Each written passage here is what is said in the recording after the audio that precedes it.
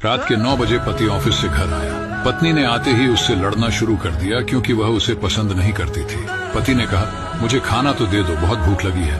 पत्नी बोली, खुद जाकर खा लो, मुझे नींद आ रही है। पति चुपचाप सुनता रहा और पत्नी पूरी रात उससे लड़ती रही। जब सुबह हुई तो पति ने कहा, मुझे नाश्ता तो दे दो। पत्नी ने गुस्से में कहा, मैं तुझसे तंग आ गई हूँ, भगवान करे तू मर जाए।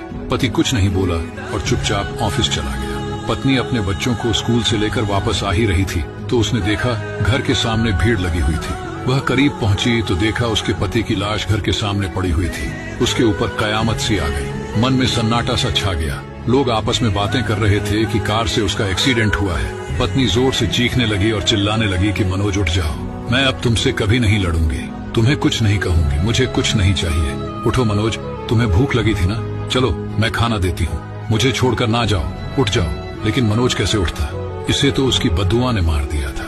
मनोज के जाने के बाद पत्नी को दुनिया के रंग नजर आने लगे, रिश्ते बदलते दिखने लगे, उसके अपने उससे मुंह मोड़ने लगे, दुनिया के लोग उसे गंदी नजरों से देखने लगे।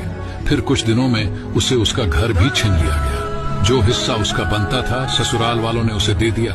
पति के मरने के बाद उसे एहसास हुआ कि पति जैसा भी हो, चाहे पसंद का हो या नापसंद का, लेकिन औरत के सर का ताज होता है। अगर सहमत है तो कमेंट में यस जरूर लिखें।